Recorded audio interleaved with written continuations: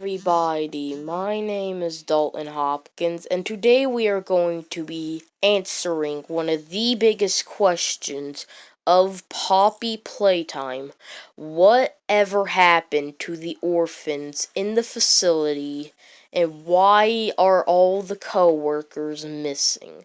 Today we are going to be answering a bunch of questions about the game and theorizing what could be the reason the orphans are missing along with the coworkers.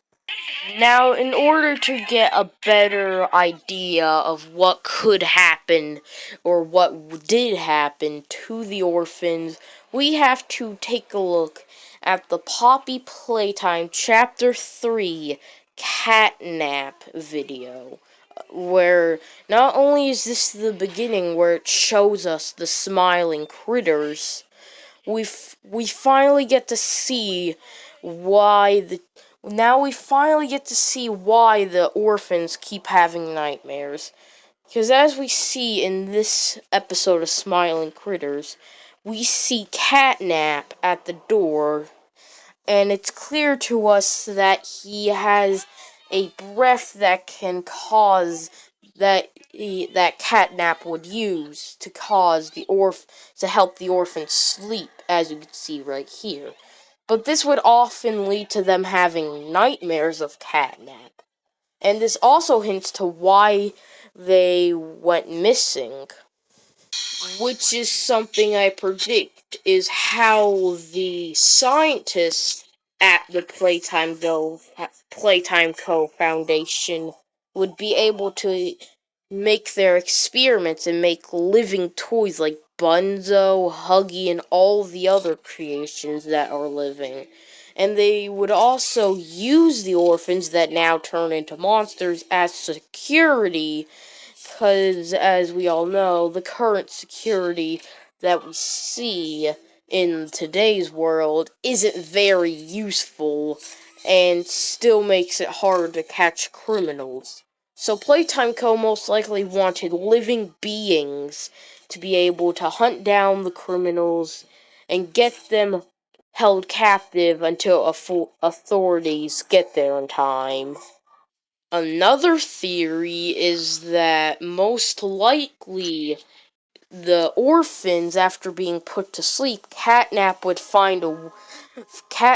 would let the scientists get them in order to create the other smiling critters, such as Dog Day and all the other ones, like the elephant and all the others, in order for Catnap to not ever feel lonely. And he most likely never got along with the orphans, but to now have all of his little friends from the cartoon be with him would probably make him a lot more happy, which is probably the reason why Catnap would just let them take the orphans. He would probably just so lonely he letted them in order to have friends instead of arguing with the orphans 24/7. Another reason Catnap would allow them to do that is because the orphans, it's most likely that Catnap normally doesn't use the spray because he probably knows it gives them nightmares. So he does his best to not use it. But the orphans would just never sleep if he never used it. So he had no choice but to use it, and he just got fed up with the orphans staying up and are aggravating him to the point where he just wanted to get rid of them as fast as possible. As for what happened to the co-workers, I think that after Playtime Co. turned the orphans into toys, they were so mad. They weren't happy with their new lives, such as Mommy Longlegs, who is different because she actually enjoys spending time with the other orphans 24/7.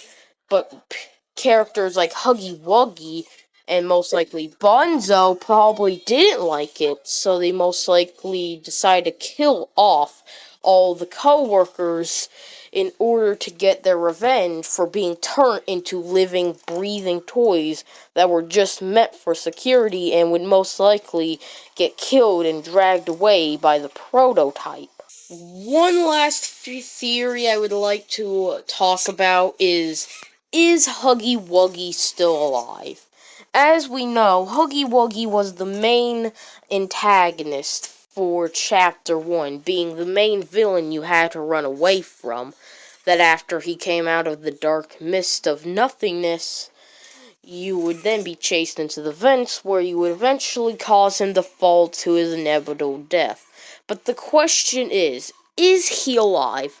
Well, sure, we do see him in the trailer of Chapter 3. You would probably say that's probably just because of the TV malfunctioning and originally showed a normal Huggy, but then glitched out to an evil Huggy. But as we saw in Chapter 2, there are blue fur on the walls that lead up to a vent, most likely meaning Huggy Wuggy most likely survived in a bad shape. Most likely his face looked like the one from Chapter 3 from the TV, and that he most likely crawled up the vents and headed somewhere. And if you want proof, I can show you proof. Here, as you can see, is blood and fur all over the walls, which end up leading towards a vent at the very end, where you no longer see fur and you don't even see what's in the vent. It's just a blank, empty vent that looks big enough to fit Huggy Wuggy. More of like the vent we see him sneak through when we go to get our red hand. That is most likely what he did. He most likely ran through the vent and is most likely trying to recover after his fall in Chapter 1 and the injuries he got. As you can see right here, you see blood and fur that lead all the way up to what looks like a vent, which is most likely the area he most likely crawled through after the fall, landing on a few pipes, almost falling below the little platform that the player stands on in Chapter 2, hits a few pipes down there, grabs onto one of the pipes, climbs back up to the area player stands on in Chapter 2, and then climbs up through the vent and is now currently recovering after the fall. And I have a second theory, and it's that if we don't see Huggy Wuggy in Chapter 3, then I'm most likely gonna think that he didn't survive the fall, because if he did, he would have definitely appeared in Chapter 3. But if he doesn't, then I'm going to think that the prototype that you see on screen right now most likely dragged him away, just like he did to Mommy Longlegs in Chapter 2. Because most likely, even if I think he did survive and crawl through the vent, while recovering, he most likely ended up near the prototype while he was dragging away Mommy Longlegs. And the prototype, finding out Huggy Wuggy was weak after the fall and had to wait to heal, which he would most likely then try to return in Chapter 3, Prototype would attack him from behind and easily win the fight, since Huggy Wuggy, not only not knowing where he is, but also being weak, would definitely, he would lose, allowing the Prototype to also use Huggy as a part of him.